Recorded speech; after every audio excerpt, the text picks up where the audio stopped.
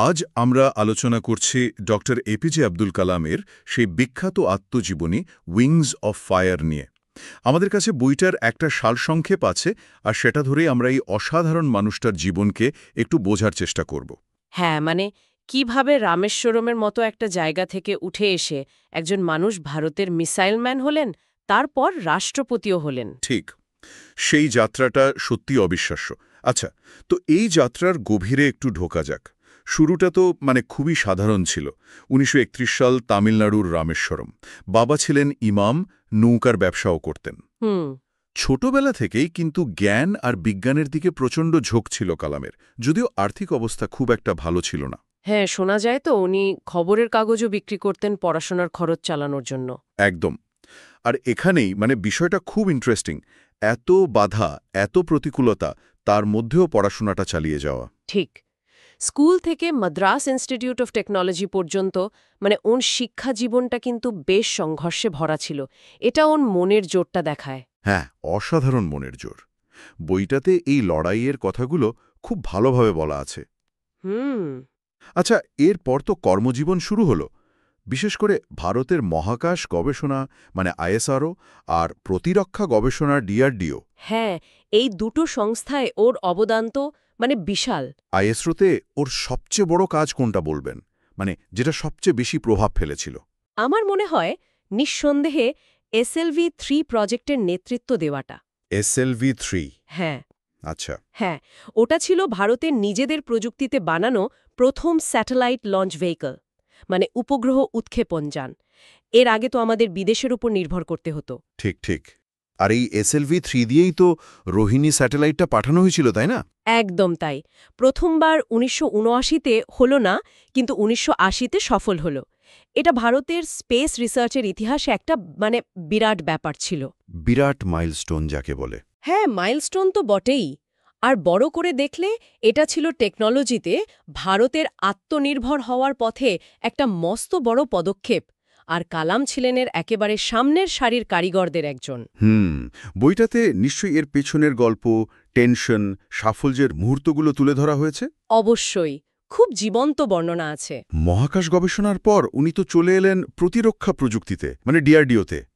আর সেখান থেকেই তো মিসাইলম্যান পরিচিতিটা। হ্যাঁ, ঠিক। উনি integrated guided missile development programme IGMDP-র মূল কাণ্ডারি ছিলেন। IGMDP? হ্যাঁ, এই প্রোগ্রামের অধীনেই তো ভারতের সব বিখ্যাত মিসাইলগুলো তৈরি হল। অগ্নি, পৃথ্বী, ত্রিশূল, নাগ, আকাশ, এই নামগুলো তো খুব পরিচিত। একদম।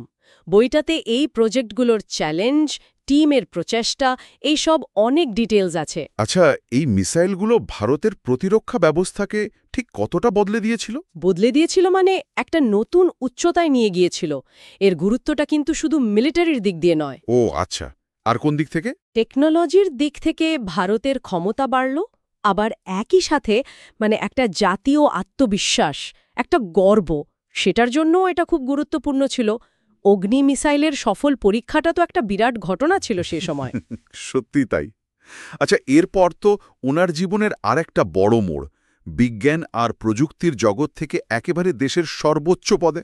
হ্যাঁ, ২০০২ সালে ভারতের রাষ্ট্রপতি হলেন। কিন্তু ক্ষমতার একেবারে শীর্ষে গিয়েও উনি কিন্তু সাধারণ মানুষ, বিশেষ করে ছাত্রছাত্রী, ইয়াং জেনারেশনের থেকে দূরে সরে যাননি। এটাই ওনার বিশেষত্ব। রাষ্ট্রপতি ভবনের দরজা উনি তরুণদের জন্য খুলেই রেখেছিলেন প্রায়। ওদের সাথে মিশতেন, কথা বলতেন, স্বপ্ন দেখতে বলতেন। ওনার সেই বিখ্যাত কথাটা তো আমরা সবাই জানি। হ্যাঁ, স্বপ্ন সেটা নয় যা মানুষ ঘুমিয়ে দেখে। স্বপ্ন সেটাই যা মানুষকে ঘুমোতে দেয় না। একদম। এই ভাবনাটাই যেন পুরো বইটার মূল কথা। ওদের উনি খুব ইন্সপায়ার করতেন। তাহলে সবটা মিলিয়ে যদি দেখি, উইংস অফ ফায়ার কি শুধুই একজন বিজ্ঞানীর জার্নি, যিনি পরে রাষ্ট্রপতি হয়েছিলেন, নাকি আরও কিছু? না না, শুধু ওটুকু বললে তো কিছুই বলা হলো না। এটা আসলে তার চেয়ে অনেক অনেক বেশি কিছু। এটা হলো অসম্ভবকে সম্ভব করার গল্প, অধ্যাবসা, আত্মবিশ্বাস, কঠিন পরিশ্রম আর দেশের প্রতি ভালোবাসা। এই সবকিছুর মিশ্রণ। হ্যাঁ, কিভাবে খুব সাধারণ অবস্থা থেকেও অনেক বড় স্বপ্ন দেখা যায় আর সেটাকে সত্যি করা যায়। ডক্টর কালামের জীবন তো সেটাই দেখায়। বইটা আসলে যারা স্বপ্ন দেখে তাদের সবার জন্য একটা ইন্সপিরেশন। একদম ঠিক। ওর জীবনটা সত্যিই প্রমাণ করে যে ইচ্ছে আর পরিশ্রম থাকলে কোনো বাধাই আসলে বাধা নয়।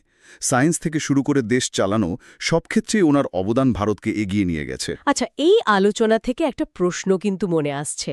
বইটা যেমন বলছে যে এটা স্বপ্ন দেখার গাইডলাইন, তো কালামের জীবন থেকে ইন্সপিরেশন নিয়ে আজকের দিনে দাঁড়িয়ে আমরা ব্যক্তি হিসেবে বা সমাজ হিসেবে কিভাবে নিজেদের স্বপ্নগুলো সত্যি করার পথে এগোতে পারি, মানে আরও এফেক্টিভলি কিভাবে করা যায়? এটা একটা খুব জরুরি প্রশ্ন।